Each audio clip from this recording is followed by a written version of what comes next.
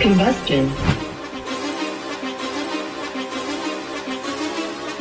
Whoa, whoa, whoa, whoa, whoa, whoa, whoa, whoa. Been running the game with my team making plays. Talking 80, my G's, wanting jewels in this place. Surrounded by dogs, keep the quarterback safe. I'm the one with the plans, they gon' do what I say. The game is not over, we don't celebrate. In the end zone, we don't got no time in the wait. Ain't trying run down, we don't premeditate. We just go and get to it, we got them on skates. If the game going to overtime, kicking the overdrive, we gon' be first at the finish line. Play looking full, but I finish mine, can I get second? We gon' line up like it's dinner time. We put in work till we get us a ring. Super Bowl season, we running the scene. Ain't tryna home of the realest that breathe. Keep your face down when you talk to the king.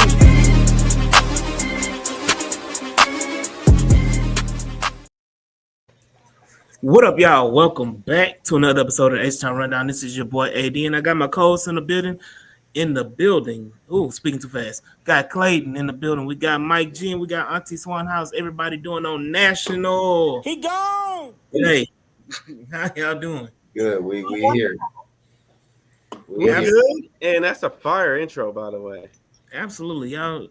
Shout out to my boy Kane, who got the new intro for the H-Town Rundown. Y'all check him out. I'll put his information in the chat. But definitely, you already know it's National He Gone Day, and shout out to who is it? Sanchez. Shout out to everybody. Again, joining us live on National He Gone Day. It is initial 53. I call it final 53. Initial 53 for the Houston Texans. It is cut day for the Houston Texans and the whole National Football League. And Houston Texans finally got down to their initial 53, making a myriad of cuts and releases and waiving players and hoping players will be available for practice squad. I already know, Jay, nothing final about this 53, man, and I know, but we here and we're gonna talk about it. I'm gonna get y'all initial thoughts before I pull it up. We'll start with Swan and then we'll go around the clock. There were some surprises, but for the most part, I'm okay with it. Offense, I was surprised that what's his name?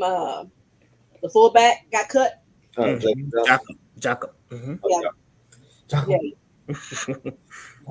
I was surprised that he got cut, but I guess British Brooks will take over that role, I guess. Mm-hmm.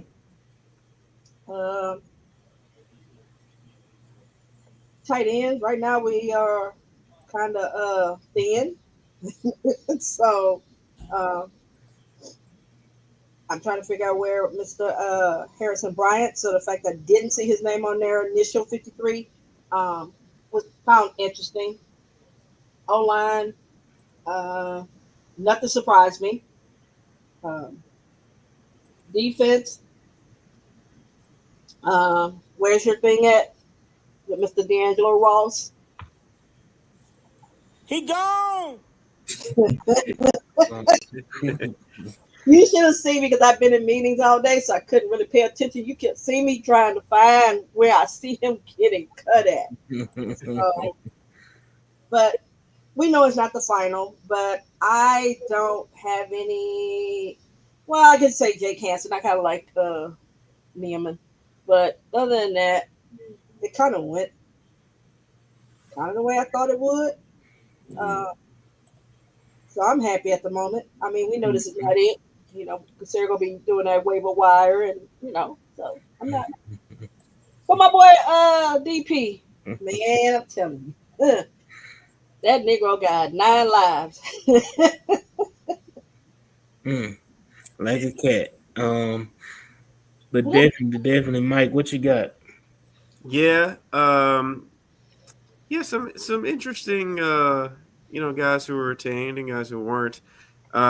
No real true shockers, but some mild surprises. Jalen Mills was a little bit of a surprise. The versatility he brings to secondary and experience, of course. Graham Mertz, I wasn't surprised, but if you asked me, a week and a half ago, I would have been like, huh?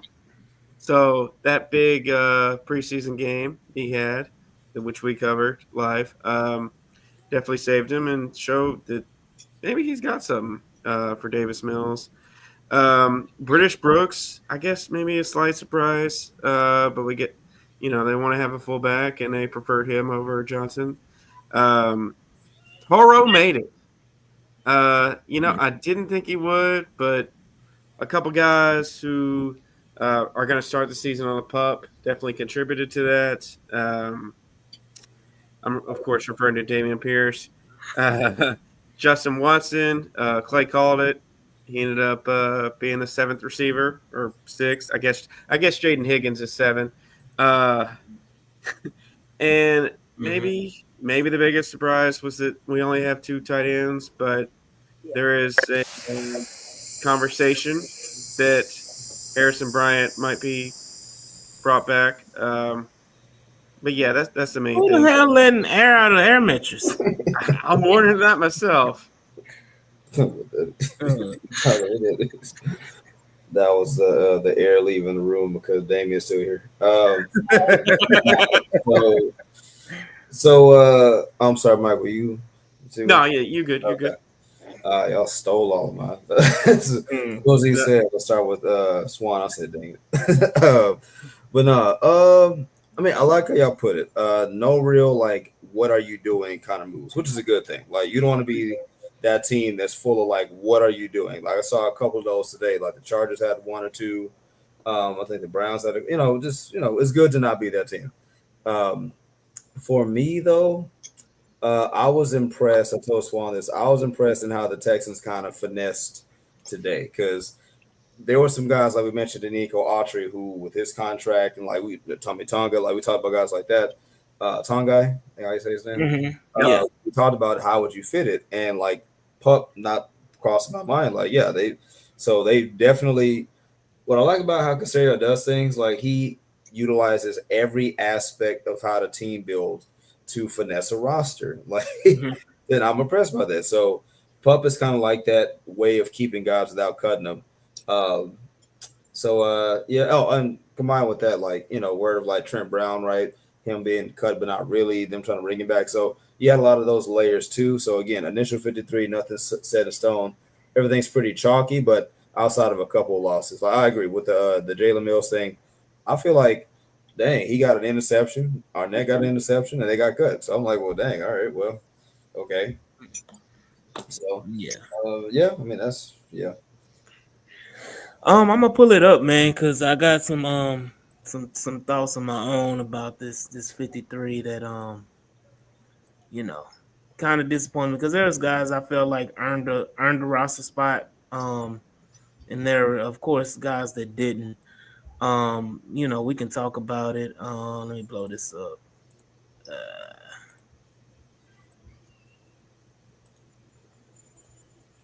Can y'all see it? Yep. All right, there we go. So we got it. This is the defense. Let's go to offense first. Again, quarterback. Um, Graham Mertz. I mean, he earned. Let's be real. We watched the game Saturday. He earned it. Yeah. He earned that spot on the 53 Yeah. with Yes. the game he had. I mean, probably the one of the best games his whole life. Sure. Um, he deserved that, but it took a roster spot from somebody else. Yeah. Um, like everybody mentioned again, the two tight ends is a concern, but like Phil Yates put up, I think he put a tweet up not too long ago Yeah. stating that Harrison Bryant, this him being released was a procedural move, and Mhm. that he's going to be on the Texans roster because he wasn't a vested veteran or something like that. He wasn't eligible for the practice squad. It was just a whole bunch of word salad, like Casario says. Uh-huh. Yeah, But because over in 4 years in the league. yeah, so in so many words, he's gonna be back on the roster by Mhm. the time the season starts. It was just a procedural move, so they will have three tight ends, and Harrison Bryant will be one of those tight ends on the roster. Right. Then you go down to the running backs. Of course, you already know Damian Pierce shouldn't. He stole a job from Jawar Jordan, who actually played and performed this whole preseason and practice this whole preseason and Damian Pierce again is put on a pedestal and given a roster spot, a non-deserved roster spot. So I'm just waiting on this 2.5 yards per carry, and him, with the one occasional, 70-yard run in a 17 game season that makes everybody think he is, oh, that's rookie year Damian Pierce, and this is not Damian Pierce. We saw Saturday Damian Pierce is the same Damian Pierce no matter what scheme you put in front of him. He runs into blockers, he can't see, and he's not a great running back or a good running back, period. British Brooks beating out Jacob Johnson is a surprise, but I play into the Frank Ross situation is that Frank Ross loves him a special teams guy, and British Brooks is his new Neville Hewitt. Like Jay said in the chat, shout out Yvonne for the Ooh. um as well for the super chat. Shout out Yvonne for the super chat. For sure, for sure. Gotta show Yvonne some love for showing the H-Town Rundown some love. Um, yeah, I ain't no hate in my heart, Jay. It just is what it is. I had to. Hey, he ain't deserve it. But again, I think we all kind of figured that they were gonna roll with this after the Mechie trade. Um, that's how it is. Watson and Noel gonna be your guys on special teams, especially Barrios gonna be your main punt returner. He actually made a Nick Caserio roster. Last time he was on the Nick Caserio roster, he got cut. This time he made the 53 for Nick Caserio, so that's a new situation. And then the offensive line, I think it is as expected. I was getting a little nervous because they were holding on to freaking Zach Thomas, and I didn't see the tweet about him being cut, and I was nervous as hell. But definitely, Wait, so that's why you were nervous? hell yeah, man, I do not need my tackle getting power drive. Like he was like, like people want to talk about everybody else on this offensive line. He's not one of them. And then you move defensively, they went with 10. So they had 5 and 5. Will Anderson, Darrell Taylor, Daniil Hunter, and Dylan Horton, Derek Barnett as your edges. You got Tommy T, Sheldon Rankins, Foley, Mario Edwards Jr., and Tim Settle as your tackles. Well, that's 9, right? No, that's 10. That's 10. So you got 10 defensive linemen. I think Danico Autry is put on pup. So Mm-hmm. he's going to miss your first 4 games. So they may make a roster move when he becomes available. As well as Kurt Heinrich was put on pup, so he'll miss the first 4 as well. I think Kurt Heinrich may be out for the season. I do see that Irv Smith going back to the offensive side. Irv Smith is out for the season, and he's put on IR. He'll be out for the season. But who was it on offense that's coming back? Crap, it was somebody else that got put on IR that's coming back. I'm slipping my mind. His offense. I think it was offense. Somebody that got put on. I think it I'm was talking about mixing because you would know that. Jalen Reed. I'm sorry, and it's not offense, it's defense. Yes, Jalen Reed. yeah, Jalen Reed is the guy that is coming back. yeah. He's coming back from the 53. He's put on IR as well. And that leads me to defensive backs. You got Kalen Buddha, Kamari Lassiter, Jalen Petrie, Tremont Smith. I think we all figured those. CJ Gardner Johnson made the 53. He's not put on pup, so he will be available week 1. And then you also got Derek Stingley Jr., All Pro Sting, number 18 in the NFL. Top 100? Made Mm-hmm. the top 100 list today. Derek Stingley, number 18 on the top 100 All Pro. And then you got MJ Stewart and Jalen Smith, the rookie, who's had a hell of a camp and hell of a preseason.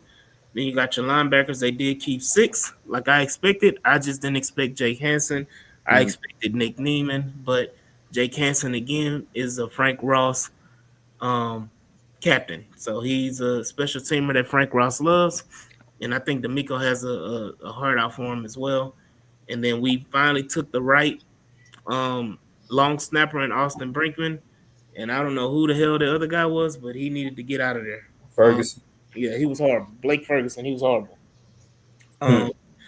But definitely, y'all put in the chat, what y'all y'all thoughts on it and everything like that. And but yeah, Jawar Jordan man got robbed. Justice for Jawar. Yeah, that hurt my heart. That he wasn't able to make it. And then again, Miles Bryant Yeah. was another guy that I felt like should have made the roster, but he got cut, and there's talk that he may make the practice squad. So we'll see what how all that plays out. But definitely Houston Texans 53. Any additional surprises? Like I said, y'all mentioned Jalen Mills. I mentioned Miles Bryant. There was a rumor or supposedly quote unquote talk about Cam Robinson potentially being moved. But the Texans did make a trade with a tackle, and it wasn't Cam Robinson. It was Texans great Austin Deculus that got traded to the Atlanta. Was it not Atlanta Chargers. Falcons, to the Chargers. Chargers? The Atlanta Falcons made another trade with Seattle. So he got traded to the Chargers for a conditional seventh round pick. Yeah. And for those that think that, because there was a conversation about it, what they would take for Cam Robinson, they would say a fifth round pick. If Austin Deculus can get a seventh round pick, Cam Robinson for damn sure could get you a third or fourth round pick. And then that would have been my asking price. So if that was the case, no. Ain't nobody giving that up beginning of the season for a tackle unless they're just in dire needs. And I Yeah, know injury. people were talking about Atlanta Falcons. And again, McGarry was a right tackle. Right, he's a left tackle only. Cam Robinson is a left tackle only. Again, if you're going to trade Cam Robinson, you're only trading him so that he can be a starter. Mm. There's no team out there right now that is going to give up significant draft capital at this moment for Cam Robinson, period, for him to be a backup. Mm. So that takes out the whole Cam Robinson trade to me. Bears say hell no. Look, if Deculus can get a damn seventh, Cam Robinson for damn sure can get a fourth. Mm. Not from the tub. Shit. So definitely. That's how I feel. Because Deculus was bad. Deculus wasn't worth a seven. He wasn't even worth the conditional seven. So, and I'm not, the fifth ain't the floor. Like, I'm not even settling for that. Well, wait. Was Mm. Kenyon Green worth C.J. Gardner Johnson? Nope. No, I mean John Mitchell was. So that's the trade. Mm, Nobody cared about seven. You're right. You're right. Nobody cared I about mean, seven. right now, no, but there's been seventh rounders that have hit. yep. Yeah. So, but again, they gave up something when they could have got him for free. Right. You could have got. They were gonna cut Deculus. You could have got Deculus Yeah, for free. Casario said, "I'm leaving here with something." What would DP get us? I don't know. He can go for a condition of seventh. All I care. No, listen, no, Y'all can have him for I'm free. squeezing for a six. I don't know if he get a five. Y'all ain't got to give me nothing. Y'all can have him for free. Yeah, take him. But yeah, nah, man. Like I said, it's some it's some wild stuff going on. But again, the Cam Robinson trade floated around. At this current moment, I don't see where the Houston Texans would trade Cam Robinson. It wouldn't make sense at this point because you don't Right. have a viable option behind him. And Blake Fisher still recovering from an injury. Mm. God forbid something happens. Now you playing Tilt-A-Whirl, and I'll never forget the first week of the season of CJ Stroud's career, where you put what's old boy name, the center Michael Dieter at tackle, because you didn't know what the hell was going on, and so I don't want that type of situation to happen. Right. So let me rock with my four tackles, and I'll be all right. Really three, but even past the Cam 4-4, hell yeah. Yeah, I don't know what we were doing, Juan. We was on smoking crack. Okay. Uh, So you would trade it for a fourth. I just said this one. Oh, not you. I'm saying pastor because I mean, at first when I was last week, it was but a fourth, y'all would reconsider it. Well, I mean, since the news came out that we were considering trading him, things changed. Yeah, Yeah. I mean, like wide receiver number 2 changes. So, anyways, again, yeah, those first few, yeah, those first few games are crazy. We did, I forgot Michael Dieter existed, so thanks for yeah, that. Uh, but yeah, now what do y'all see on this initial roster that may entice you for the Texans to make another move? I know the two tight ends, we talked about that, but what about the secondary? Do you see the Texans go fishing for secondary players because they are shorthanded in the secondary, all considering? Um, so Mm, what do y'all considering? What are y'all thinking about? Because I mm, know that people are talking about Kobe Bryant. They got released from the Falcons. mm. You got Tony Jefferson, safety. They got released from the Chargers. I thought, okay, Um, I thought they were bringing him back. who the Chargers?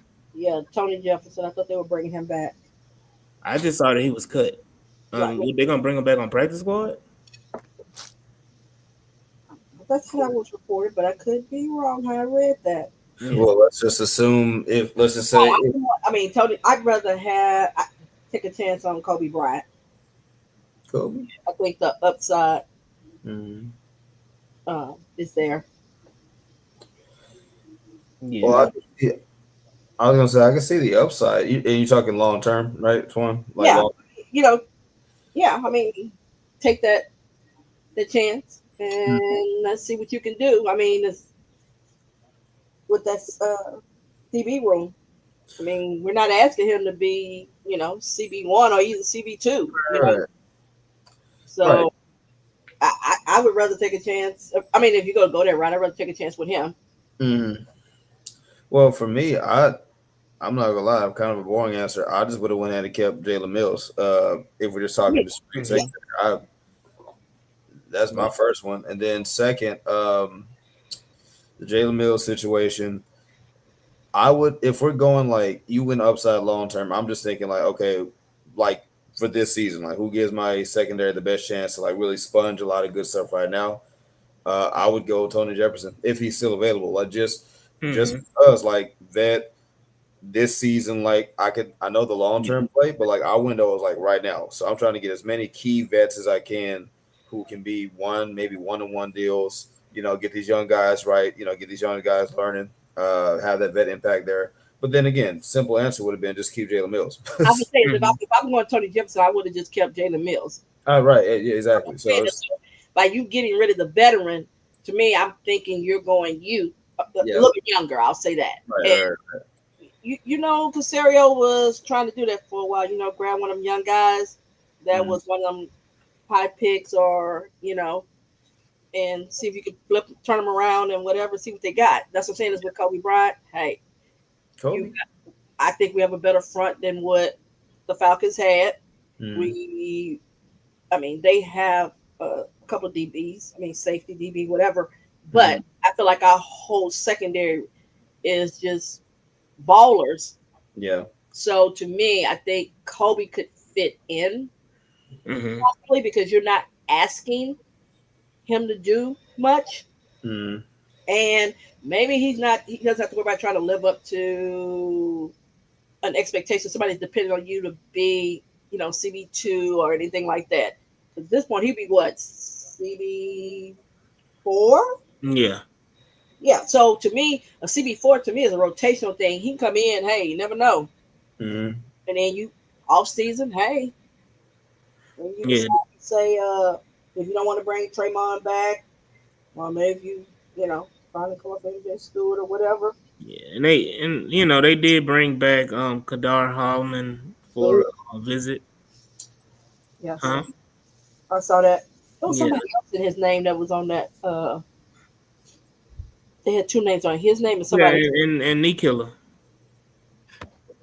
Yeah, they Who? brought back knee Oh killer. yeah, that's who it was. I say, hell, that's the one I forgot was. So I was like, why? Yeah. Yeah. Why?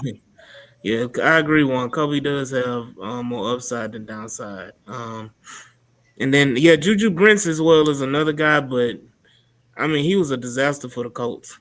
They Well, expected so much for Juju, and maybe it's Nico cooking him on that 75-yard 2 years ago because that was his rookie season, and right. it cooked him. You remember that, Clayton, when CJ let that go, that 75-yard, and he got toast. Mm-hmm. Mhm. Burnt butter. He ain't been right since then. In addition to not being healthy. He ain't been right since. Yeah. Boy, right. Good boy. So yeah, no, but I'm saying Kobe is not a big dude. Kobe is like 6 foot, probably 165, 70 pounds soaking wet. So and then I'll take the light.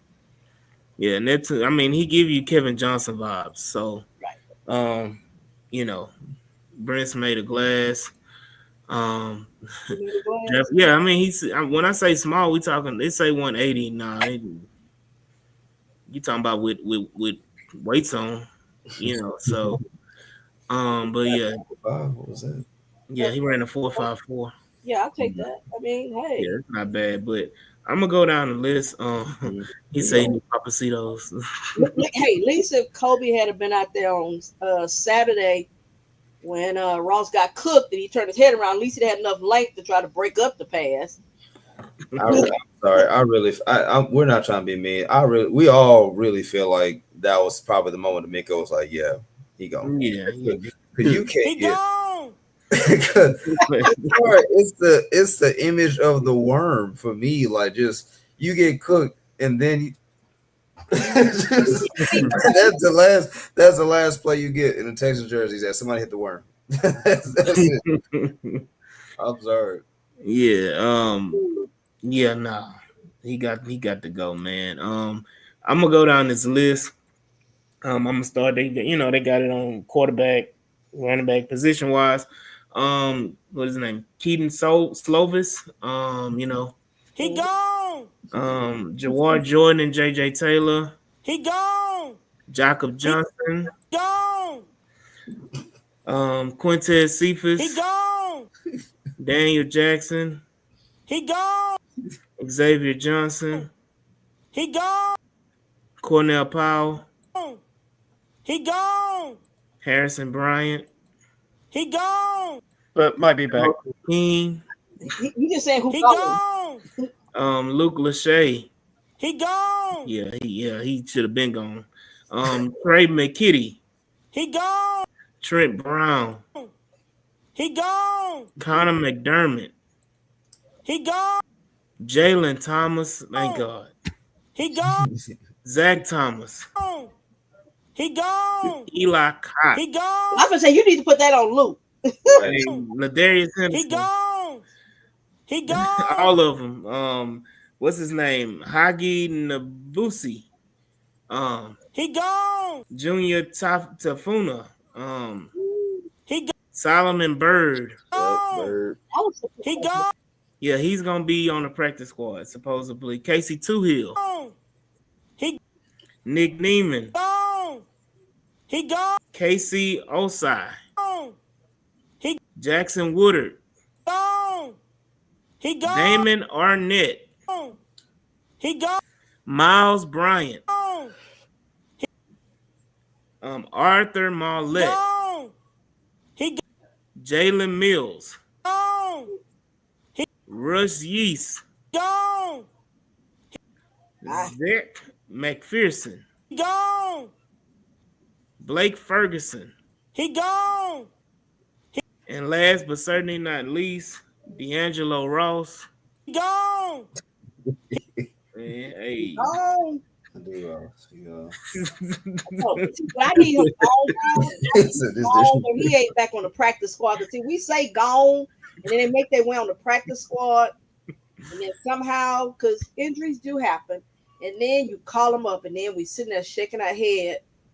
So I need them gone. I need it like Aaron Murray. Somebody pick you up, and I know you gone. Yeah, look, MJ Stewart probably gonna be one of the casualties, but Hold on. This is disrespectful. We held funerals on Twitter Spaces for Camus and no, it wasn't Camus.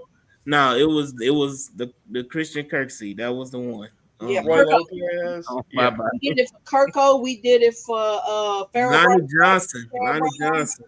Yeah, we had all pro Farrell Oh Brown. my goodness, Yeah. wow. Oh my gosh. Yeah. So yeah, then Jay said I think we get a 21, he gonna salute. Yeah, they got to go. They but again, you got players like Trent Brown, Luke Lachey, Cephas, Harrison, possibly Powell, Harrison Burnett. Jawar Jordan, Yeah. Ladarius Henderson, maybe Two Hill and Solomon Bird, all of these guys, and maybe Miles Bryant, all possibly coming back on the practice squad. You get 16 on the practice squad. Yeah. He gotta go, man. That dude gotta go there. I ain't gonna put it all out there, but yeah, that boy gotta go. He said I never buried nobody, but Ghost will be my first. He gonna be a whole bunch of people first. Depending on who catch him first. Hold up. Wait a minute. You say you feel bad for Ross. Did you feel bad on Saturday when he Yeah, but it's preseason game. Yeah. That ain't that the point? It's a bunch of third and fourth stringers. You getting cooked like that? I think Like I'm talking about a good 3-4 yards. But you got to think about it. You got to look at it and Mhm. in Barry's mindset. Ross did it to himself, but it's the point of Ross became the punching bag. Because a lot of times, like, yeah, that play was bad, but overall, Ross wasn't just like the worst You thing we got ever work seen. on. He was, but Ross wasn't the worst thing we ever seen. Like, we've elevated as a whole roster, and we got to thank Nick Casario, D'Amico Ryans, for that, because we've elevated the roster so that the floor has raised. So yes, he gave up a play here and there, but he wasn't just like he wasn't Kareem Jackson rookie year bad. Right. So I just think not a good job. I just think I he say picked. yes, he was. I just think he just picked some of the worst moments to get cooked. I think like when it's like last preseason game, you finalizing rosters, and like let's say you're teetering like this, and you're splitting hairs, and you see him get cooked, and you see a bunch of this. It's insane. It is that like. Also, side note, real quick. I don't know if I saw this, but Dolchich, the dude with the hair, former Bronco, I thought he would be a good possible Texans pickup. I saw he got cut, so I Yeah. thought with Harrison Bryant, especially if they don't procedure him back, I look at Dolchich. But anyway, that's sidebar. Hold up. What's that? How you pronounce it? Illy Woogie? Illy Woogie? Yeah, he said. Yeah, he did. No, hold up. What that gives you nightmares of is that you're in a third down situation, and as opposed to, and I don't know, maybe I'm wrong. Did that happen to him in the Titans game? Wasn't him that got cooked where they converted on a nice third and long? But I could be wrong. But it's those kind of plays where you're like, okay, you get this third down, shut down right here, fine, punt, get offensive ball back. Now you let them convert. That's what for me. When a ball was thrown in the air, and I know that's the side, I'm immediately thinking it's gonna be converted, no matter who it is. Yeah, And that's what you don't want. Is you want to feel like it can be in the air, but you got a shot at breaking it up, maybe picking it off. With him, it's just like, damn, the basically ain't gonna convert. That's what it felt like. Now I may be exaggerating to it a little bit more, but it's that feeling. It's kind of like some of y'all had that feeling when y'all see Jalen Petrie in coverage. Y'all be having. Y'all remember Philip Gaines? Oh, yeah. So now, if you want to go down that route, we can go down the route because I can find you 10 corners that are about worse than D'Angelo. I must say, wasn't Gaines? It probably wasn't Gaines. Gaines the one that gave up like 500 yards. It was like 200 yards. I'm over exaggerating, but it was like 200 yards receiving that got caught on him. What DB was it that I think it was the Saints game? We blew that one. Maybe that's the wrong game. Wrong. Was that him? Yes, it was. And they cut him. Is he no, that wasn't Gaines. That was the one. No, it was Gibson. He was the one that was because somebody had made the comment, the commentary. Nobody don't teach you how to bail that way. He panicked. Listen. That I was just the know draft. Gaines got It cooked. I was just know Gaines got cooked. That's all I know. course. I just know Gaines got cooked a number of times. That's all I know. A Shout good out few to times. no, she did. That was Aaron Colvin. That's who. Yeah. Oh, That's who I was thinking about. I said it was some. I knew it was a Jag. Yeah, Yeah, that was COVID. Okay, yeah. I was saying corrected, but Gaines still got cooked. It was a So Jag. he's still in For a that. Jag. Yeah, he's still in that Yeah. pot of like cookable corners right there. So Gaines, Colvin, Hey, Hall of Shame, this is how I'm approaching it. Was Ross bad or was he just not as good as everyone a little bit else? of both. He was bad. Both. Yes. Both. Get Yeah. it? You don't get it. Son. Okay, come on now. Was Well, Ross listen, bad or was he just not as good bro, as the way everyone that else? you felt about Henry To'oTo'o against the Buccaneers, that's anything with him. Like that's like Swan said. I don't want to feel like the moment the commentators say, "Oh, let's say God forbid, oh Stingley tweaked something, he got to step off for a play," Uh-huh. and You know they started calling, that. "Oh, they're probably going to target this guy and his D-Lo," like, and they start picking on him. Like, no, Yeah. mm-mm. Hey, like I said, And don't let it be no huddle. They just Got gonna flashbacks right now. see, well, that's what we don't need. We in the positive Yeah, yeah. era right Yeah. now. Bring me back. Bring me back off the ledge.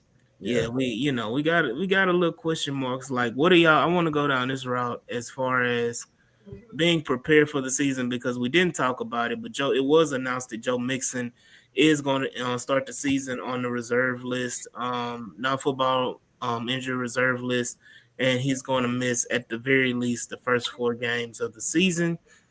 And the running back position has been a question ever since the offseason with Joe Mixon's availability and what we do, what we not do.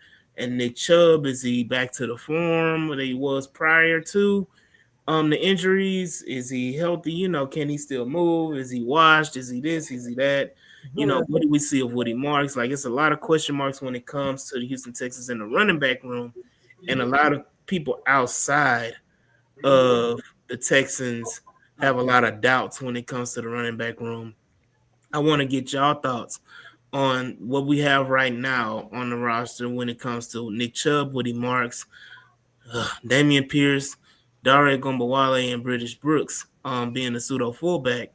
What are y'all thoughts so far on this running back room? I think for me, CJ Stroud said it best today on First Take. If y'all didn't see it, he kind of was giving an assessment on the O line, right? Stephen A. asked him. But I want to take the adjacent approach from that. The fact that he mentioned play calling and said play calling and scheme was going to help alleviate a lot of those issues, you can translate that to the running back situation where I'm looking at the offensive depth between Higgins and Noel. You got Dalton looking more like himself at tight end. You got Stover doing well. You got a new OC who knows how to manipulate and do different things to get into his offensive play call sets. I think it's the same thing. I think Chubb is not a scrub. Bars. I don't think you need Chubb to be 100% himself week one. Like I think if your play caller and your offensive play scheme is better, that's going to naturally alleviate a lot of that over dependence on one or two guys, which is what Bobby Sloyd did all last season, which is why when Nico wasn't playing, for example, the receivers looked like they could do nothing. Offense broke down because you play called around guys instead of a system where you put guys into it, made them successful. So anyway, short answer is I'm not worried at all. I'm excited at a Joe Mixon who's going to be fully refreshed after week 7, and you got Chubb and you got these other guys getting reps. So I'm cool.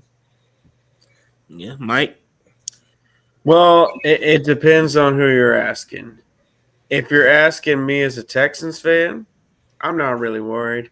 As Clay pointed out, Nick Chubb, he's showing signs of being a, comeback of the year candidate potentially. Woody Marks, we love, friend of the pod, by the way. We love his upside and what he's going to do in the passing game. Damian Pierce is there. And, Dare can make some plays as well. But as a fantasy owner, I'm like, I've invested a decent amount in Joe Mixon, so that stings a little bit at the early onset of the season. But I know when he gets in there, he's going to be cooking them up. Yeah, I did make a list on a previous topic we were talking about the potential guys Mm-hmm. who were cut from other teams that we could target? Maybe we could Mm-hmm. go back to that Yeah, now or later. I don't know what. we'll let Swan Okay. give her thoughts on it, and then we'll circle back to it. All right. Yeah. Go ahead, Swan. Okay. As far as the running back room, I'm with Clayton. I'm not concerned. To be perfectly honest, I feel very confident uh, with the running back room because Damian Pierce is not the running back two, so there is quote unquote no pressure. Um, I'm sorry, Chubb can fall into minimum 3 yards, so I feel like he can get me 4 yards and You know who can't get you that? Go ahead, Swan. with Woody, he showed a lot.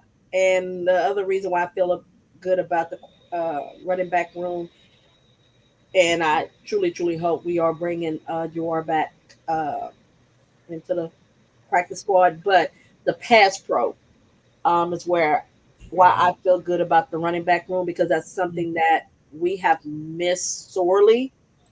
And knowing, this is a rookie that understood what a stunt was and Mm-hmm. knew when to move. I don't care if it was a third or fourth stringer.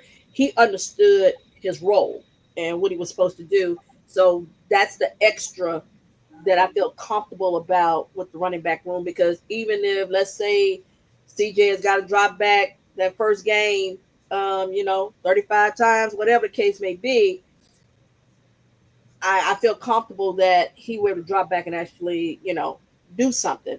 Whereas at first we were just at the mercy. So Mhm. that's why that's that other part of the running back room that gives me confidence. They like to block, they know how to block. Yeah, yeah. What about you? That's me. It's back to me. No, I'm confident. Can you see that in my What glass over about you, B? there? What about Huh? you, B? Yeah, no. I'm got sidetracked, but yeah, no. I am very, very confident in the running back room. And then Stresson said I wonder how severe Mixon injury is. If Hey, he's stress. yeah, shout out Houston Stressons. He said I wonder Mm-hmm. how severe Mixon injury is. If he was close to returning before 4 weeks, he was close returning before 4 weeks, but Dev made them comfortable with resting him, or if it really is bad. I'm gonna give my personal. This is AD's opinion, AD's opinion only. I'm going with the mindset and belief this season that we will not see Joe Mixon play for the Houston Texans. Whoa. I would rather be surprised Wow. than rather be disappointed in that situation. And Mm. that's Yeah. just how I feel about it. I'm not going to go optimist on this because the injury is too fickle and it's too much going on with it that that it doesn't make you feel comfortable in saying Hmm. yes, I'm going to see Joe Mixon this year because it's not like a broken leg or a bone that's healing or something like that. It's one of those tricky injuries where we don't know the details because we don't know what the original injury was, what it could be, what caused him to even get there where he is now. So, um, producer stress and said, "Damn, I was optimistic at first, but now I don't know." Christian Harris, why exactly? We went through this whole situation with Christian Harris last year, and the Texans right now are taking a lot of notes and tips from the Houston Astros about how they handle injuries, and I don't trust. Oh, Them. I I I, don't so, trust them. I think Christian Harris was somewhat different because I think it was the calf slash maybe It's lower Achilles. leg, lower Uh, leg, both of them lower leg. no, but I'm saying is when you start playing around with the calf, I know with the foot is different. We don't know if the foot is an ankle, whatever the case may But be. I guess my thing is that the fact that he was in a boot, out of a boot, okay. which was a brace, he was out of a brace, Could he have had a setback? That's possible.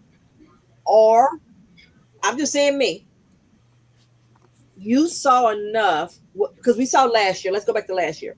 He had an injury last year, and there were concerns, Mm-hmm. and we didn't have the right kind of depth. So we saw him play week one. Mm-hmm. You got that insurance policy, and you Mm. got a running back by committee that I think you can be solid enough minimum. I'm just saying that even if Chubb is not back to old Chubb, and I don't think he will be in that sense of what he was before the injury, well, the last injury, the knee injury, not the foot, the knee injury. Mm. He is still a 75% Chubb is still going to be good for your run game, and then Mm. add in Woody Marks. So my thing is, the goal is not to just win the division. We're bypassed that. We Mm-hmm. bypass well, we win wild card weekend. That we're bypassed that. We are trying to minimum get to an AFC championship game, and hopefully we can get beyond that if we get there. Mm. So we saw how everybody fell apart towards the end of the season. And you know you're gonna need him. If I don't have to play him yet, why not? Me personally, as a fan, I want to see him week 5 against the Ravens. That's just me because I'd like to play him and Chubb off each other because that's their old division. They know it. They know how to But play. is that the prime game you would want him to come back No, no, I to? said as a fan. No, no, no. I said as a fan, Mm-hmm. I would want him to come back because I think from a confidence standpoint, you need to be able to beat the team that you can't beat. And just to have your confidence to say, damn, we finally figured it out. Now we got to do it in the postseason if we meet them. But I'm just saying mentally. Now, as a quote unquote objective coach, to say like D'Amico is looking at it, I don't need him. I want him, but I don't need him before say week 7, 8. Mm-hmm. So how about let me see how the run game is going. If it is solid, I keep pushing it out. It doesn't mean that he's not good to go. It's that the longer I let him heal, that's less wear and tear. So, So do I'm I'm not I'm gonna ask you this one: okay. Go ahead. if the running game is super effective, if you have Nick Chubb as 1,000 yard back, and you have Woody Marks is at 700 yards rushing, you're talking about close to 2,000 yards rushing as a team. Uh huh. Are you even Absolutely. are you at this point? Are you sitting here saying, you know what, Joe, sit back, get better, and we'll reconvene. Um, at this point, I think the Texans having to put out a statement the way that they did for Joe Mixon is a sign that they're not all in on Joe Mixon. I feel like they are kind of putting it out there, protecting Joe, but I don't think they're all in on Joe because from all this stuff, I think I Wiggy said he said on his Madden stream on Joe Mixon Madden stream, he said that he got hurt from the hip drop tackles during the season. Mm. He said he played through the injury after the Bears game. But I understand that's where it originated. I just think that I don't think he handled the injury in the offseason to the team's liking. And I think that caused a little disconnect between the Texans and Joe Mixon. And honestly, saying, like I said, I have this feeling that he's not going to play this year. And if he doesn't play this year, he's not going to be a Houston Texan going into 2026. I think they either trade or release Joe Mixon after this season. That's a hot take. Right. Y'all can go with that. Rodney said you have a bye week the next week, so maybe we can wait till week 7 if he does come back. Right. And I say you want to rev him up because he has not taken any snaps since the Chiefs game. So to me, you would minimum need to give him a couple of weeks. Mm. I mean, I wouldn't just throw him out there and then he turn around and he really mess himself up. I think he will be out there. I think the difference is that we have enough depth or change Mm-hmm. that you don't have to force players, excuse me, out there and risk, because we do have some games that are going to be coming down the road.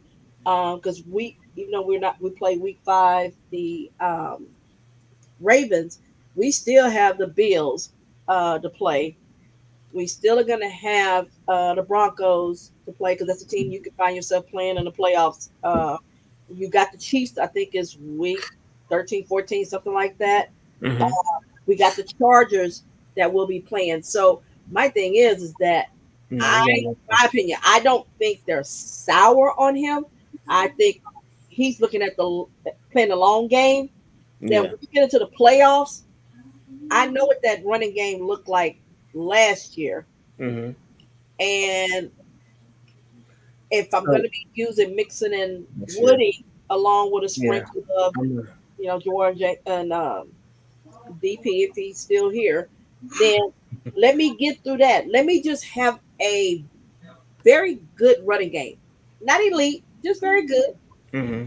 And then you can sprinkle him in slowly, and then he has fresh legs going into the end of the season, going into the playoffs. Because if we don't get first or second seed, cross my fingers, hope we do. But Mm-hmm. if we don't, that means you're going on the road, which means you're going to be in some bad weather. You're going to need to be in a changing them backs. Yeah, and I think that's what the offense is going to be centered around. There again, I think most of the league is always wants to be run centric. Not because they want to so say just dominate the game running the ball. They want to dominate the clock. Mhm. And that's the lot of the offensive mindsets is control the clock, have win time of possession, and you're always gonna have a chance to win when you win those two, Right. those two things. I will go to Texan fan in rehab. He said, "Is this the final year of his contract?" No, No. he's on. This is the second year of his 3 year extension that he got with the Houston Texans. So he has another year. 2026 is his last year. I Mhm. do want to go address a few things that was said as well. Houston Stresson said, I really think he got tightrope surgery to repair that ankle for long term. Heard things about separate foot injury, just bizarre. Still hoping it was a preventative deal with long term in mind. It could be one of those things, stressing that he tried to do one of these experimental surgeries or did, something like that. And he kind of messed his own self up, I'm gonna tell this quick story and then I'm gonna go back because he said, regardless, I think we are fine first 4 weeks, especially if O line and scheme continues to look how it was, much better than last year. I agree 100%. Brandon said if Nick Casario had a time machine, he would go back 12 months and change Jimmy Ward's deal to 1 year, 20 million. Get out of here. But I go back to one of in high school. We had a guy who was an all everything athlete. Name was Adrian Mays. He actually made it to the NFL. Had a full scholarship to LSU. Played, I think he won a national championship at LSU as well. Um, was a safety. Played for the Arizona Cardinals and New York Giants. But his career was almost over before it started. He was a track star in high school. I think he pulled a hamstring or something like that. Took some bad advice and then went into a hot tub or something like that and almost lost his leg. And so doing something instead of taking risks and doing what you're supposed to do, taking bad advice, doing things that you're not supposed to do, like those type of situations can cost you your career. So best thing about it is just do what the doctors tell you to do. If they say it's gonna take you a year to recover or whatever, it's just gonna take you a year to recover. At the end of the day, you're Joe Mixon, you're proven back. Do what you need to do to get healthy. You're on a 3 year contract with the Texans. You're gonna be, you're out for the year. Okay, well you'll be back. So it's just the point of kind of go through the steps correctly is my whole point. But I know Joe's will and desire to play. It just reminds me of that experimental surgery. I think was it Kobe that did it? That did it at first with the knee. I think it was that There you go. Is Achilles?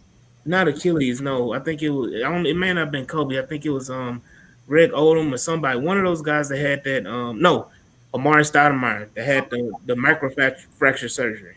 um, Mm. with the knee. So though at the time that surgery was very very experimental, Mhm. and you never know or how. I think we had the same thing with Jadavion Clowney. The situation with his knee and everything like that. He never was the same, but I think he tried to rush back. So T Mac had it too, yeah. So Mm. those type of things, like when it comes to those injuries, we gotta like really, really just be patient. And then going to Barrett, he wanted to talk about Tank. Look, What about Tank that? is on pup. Will be available to come off a pup at any point after 4 weeks. Do we see Tank? Yes. What capacity do we see Tank in? Nobody knows. I mean, do you who are you taking off the field for Tank Dell? Right. At that point in time, and we don't even know what Tank is going to look like. So, Well, they'll know. I They'll know. They got 21 days mean, to figure it out. yeah, they do. They have basically, what is it, 4 weeks plus 21 days. Exactly. 21 days. So I mean, Mm. they got almost 2 months to figure out what they have. They're gonna have to.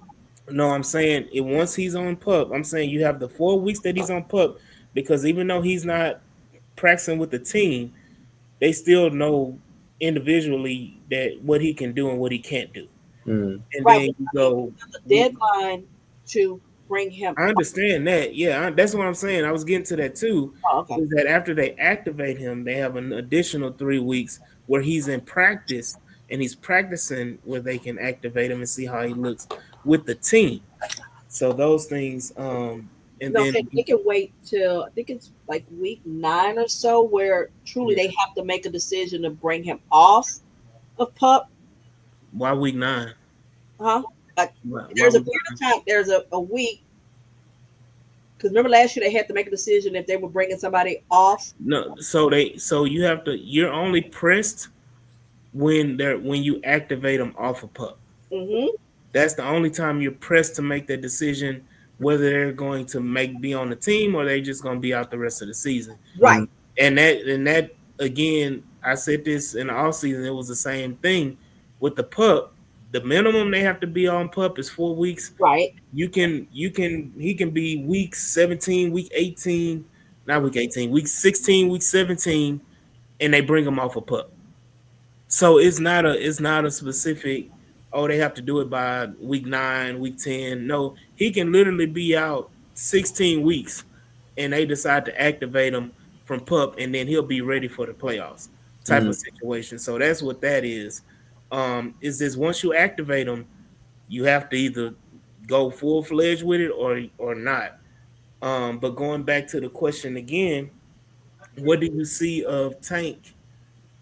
Like who would y'all take off who would y'all think takes a step back, or would y'all pull back so that Tank can get some time?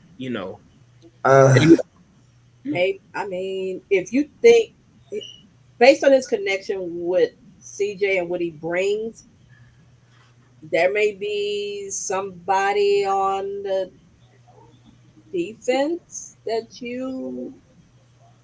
No. I'm talking about playing got time. No, receivers. I mean, no. I'm saying is his thing is I don't care if he gets 2 or 3 snaps. I mean that one possession can make a difference. We don't know. I would rather if I'm going into an AFC Championship game, I'd rather have him and everybody else. I'd rather roll in with 7. I'm sorry, that's just me. I'll let your defense figure out. I'm gonna put you on your heels. I'm tired of being. This is me. I'm tired of us actually being on the defense. No. I'm gonna put you on the defense. I need to know, can you cover all 7 of my guys? Because you can't. So Mhm. I'm just saying, I'm emptying the chamber. If I get to the AFC Championship game, I'm going in with all my magazines and I'm unloading. And hey, so whether I see him in 1 or 2 packages, 3 packages, I don't care. I would go in with him if you think he is able to play. I wouldn't force it, But if you see in 3 weeks that you think he can contribute, you figure it out. Hey, Caitlin, figure out how you use him. You don't leave a weapon like that on the bench. Mm, Um, At Jay, least a championship team wouldn't do it. yeah, Jay say you get rid of Barrios. That's what I'm talking about. Barry said Tank ready, anybody can come off. They'll address 6 wide receivers. Barrios and Watson are expendable. I was gonna say Watson over Barrios. I just would keep Barrios for a bunch of Outside reasons. of Watson, I like the things that you possibly could do because having Hutch, Higgins, Nico, Watson, that is some big receivers to be trying to cover. Hmm. And then if you want to use Kirk or Noel or Tank or whatever, the little, little shifty, speedy guys, you know, I like the different looks I can give you. Can your defense, can your secondary, can your linebackers, can they handle that? And ain't but a couple of teams that I feel like that can challenge, and that is the Eagles and that is the Ravens. Other than that, there is no one else that I feel like that would even have a shot Yeah, of trying to keep up with our receivers. Mike, what you got? Yeah, if Tank is remotely near 100%, I'm not stressing about it.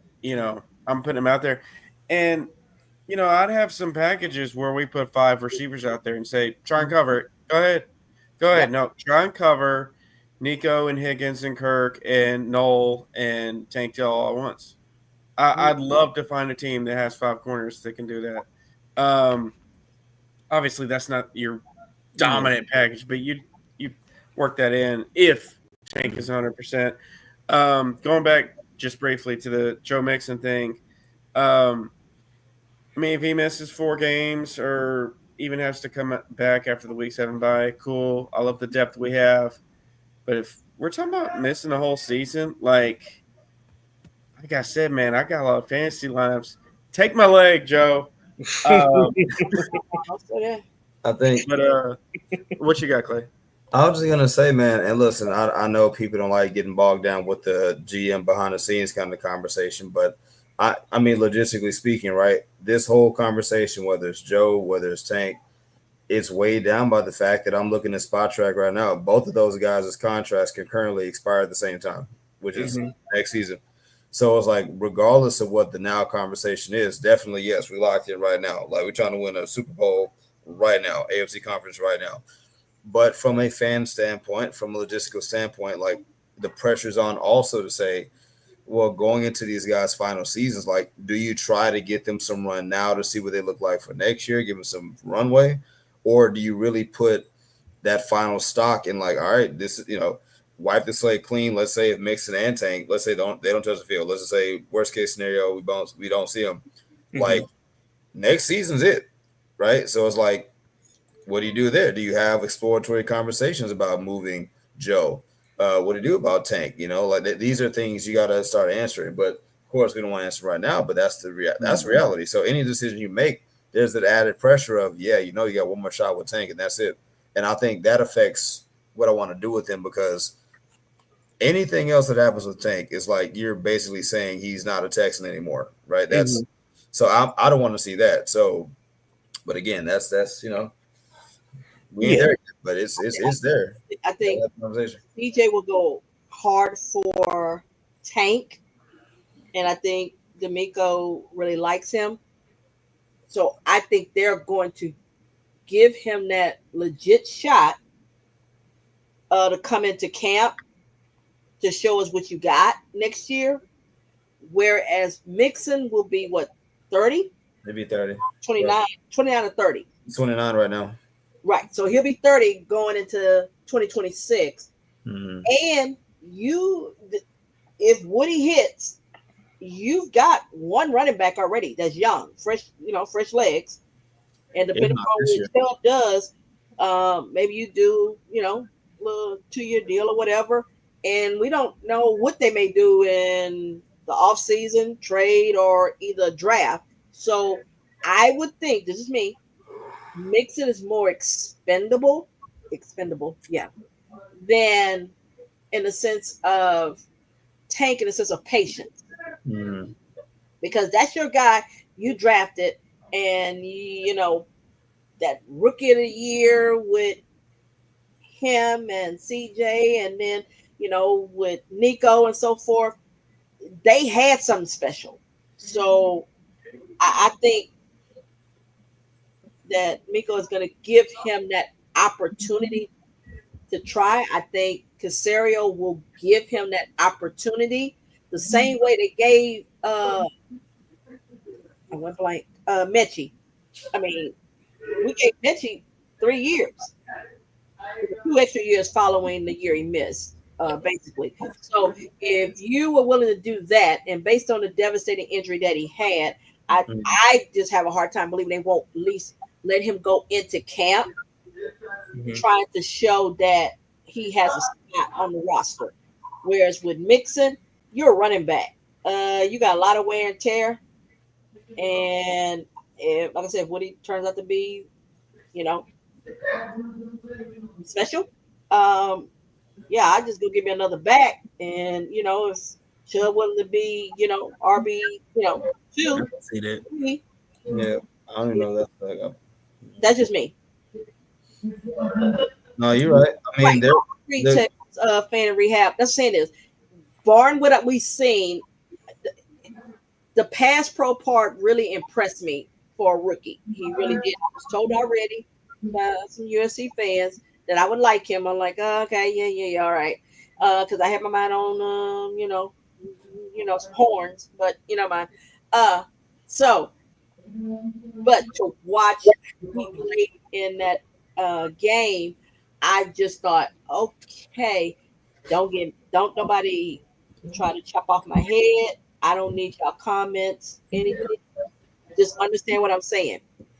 It gave the Arian Foster vibe in the sense of the pass pro, not the runner, not the per se. I mean, he can't catch out the backfield, but it was the whole thing that how he recognized so quickly, and I was impressed. So maybe that's just me. So Yeah. Look, I understand it, and I think that it's a process, and it's something that we have to kind of really play it by ear. We just got to let everything just play itself out and work itself out. I think we just take it 4 weeks at a time with Joe Mixon and Tank Dell. We'll see after week 4. What's the prognosis on Joe Mixon? What's the prognosis on Tank Dell? And we can go from there. If both of those guys can come back healthy, hey, it's a rude awakening for everybody. But Mike, you want to give your list real quick? Yeah. Yeah. Real quick, most of them are DBs, which a couple of them we touched on previously. Kobe Bryant from Atlanta, Tony Jefferson from the Chargers, Eli Ricks. I wasn't particularly high on him, but I thought he would be like outside corner number 2 in Philly, and he got cut. Um, there are a couple of guys who were developmental guys who I scouted in person at the 2023 Senior Bowl. Juju Brents, who did not work out for the Mhm. Colts, but there is talent there. And Darius Rush, who the Browns let go, you know, at least as like a practice squad guy in the case of Rush, I think would make some sense. Also, a guy who used to be an elite lockdown nickel corner Mhm. did not make the worst corner room in the league. So I'm like, has he fallen off the side of a cliff in terms of ability, or has Miami just like taken their evaluation down to the worse than Cleveland because they let Mike Hilton go? So I Mhm. don't know if he's trash now, but he used to be elite. who He At where nickel. it used to be, who Huh? Mike Hilton. Yeah. And then Dulcich, which Clay pointed out, tight end. And a guy I had my eye on for obvious reasons pre-draft, Ja'Cory Brooks, maybe a practice squad candidate there. Uh, so, yeah, that was it. That's the list. Okay, that's what's up. Hey, a lot of that can change because again, this is just the initial Right. 53. So you never know what changes are going to be made. Like we already said that it was stated that Harrison Bryant is possibly, not possibly, but probably going to be back on the 53. They have to Mhm. make corresponding moves to maneuver around it. So, I mean, a lot of things can change. You know, I'm pretty sure they're going to add a secondary player. I just don't see them rolling with what they have right now and saying, yeah, we're good. But yeah, the Houston Texans got a lot of things to take care of. But I will say this: I need everybody, almost 500 watching us live. I need y'all to go ahead and like, share, and subscribe to the H Time Rundown and all of our platforms. Y'all go ahead and check out Clay with Crawfish Boxes, the House of Houston, as well. And anything else? What you got, Clay? You got anything else? You on mute? Oh yeah, along with Crawfish and House of Houston, Battle Road Block also. So check that out. Absolutely. So yes, be sure to follow Clay on all his platforms and everything that he's doing. He's an amazing writer, and contributor to those platforms as well. So y'all please go check him out. Mike G said he's gonna write a couple articles for the htimerundown.org coming up soon. So y'all be sure to check that out. And of course, you know Auntie Swan is everywhere in the Twitter world. Mhm. So y'all be sure to go ahead and follow Auntie Swan at Black Texan Girl on Twitter or X, formerly known as Twitter. So yes, definitely need y'all to do that thing. Hit that like button, share, and subscribe button, and make sure y'all also are on the good old playback. We are jumping into a new territory with the playback, and we are going to be streaming each and every Houston Texan game and each and every Houston Rocket game live. So y'all be sure. They say late night swan be spreading no wings. Hmm. Listen here, okay? um, but be sure to join playback. Make sure y'all don't miss a beat with that. As again, the H Time Rundown will be streaming every Houston Texan game, starting with the preseason. We streamed every preseason game so far this year for the Houston Texans, and we will be streaming live week one when the Houston Texans play the LA Rams in 2 weeks. So y'all be sure y'all don't miss that, especially those that are out and about, out of state. You know, our Texan fans that don't may not get the game. Make sure you tune into the H-Town Rundown where you will always have the game. Same thing with the Houston Rockets. We will be live every Houston Rockets game, all 82, plus the in-season tournament. So y'all make sure y'all are a part of the H-Town Rundown on playback. Don't forget it. Do the thing, hit the notification as well so you don't miss anything. But shout out everybody in the chat. It's a lot of y'all, and I'm tired. I ain't got the energy. And But if I you appreciate y'all. and if you didn't have opportunity to catch the preseason games live Mhm. with playback, you can always go back and watch them, and you get to hear the commentary. You get to also Hey! The crash outs. and Y'all the got at the time, so you can actually feel as though you were there, even though you weren't. So treat it like it's a DVR. So go back there and Absolutely. watch and get ready for week one. absolutely, absolutely. Again, I want to shout out my co-hosts Clay, Mike G, Auntie Swan. I will let y'all know we do have a holiday coming up, and it is Labor Day. H Town Rundown is gonna take that Labor Day break, but I will say this: unless something crazy happens, we will be right on it and be there for you. But right now, we're gonna let everybody go out and get y'all barbecue pits out. It's hot enough in Houston, Texas. Y'all go ahead and get y'all barbecue pits out. Let that smoker start smoking Get and your put some meat. meat. Get the meat and put it on the pit. I don't care if you're vegan. You get you that fake meat and put that on the pit. Oh no. But get your meat, put it on the pit. Smoke you some good food, and have a good time. Celebrate with your family. Enjoy your Be family. safe. Be safe. Don't do nothing crazy. Again, your family time is so precious. Y'all need to take advantage of it because you never know the day nor the hour that that your family member may be here, may not be here, may be taken away from you. So be sure that you celebrate and enjoy all the time you can, every moment that you can with your family. Um, So again, we will be back the day after Labor Day. um, on that Tuesday. So y'all be prepared. We'll be gearing up, ready to talk all about the Houston Texans versus the LA Rams.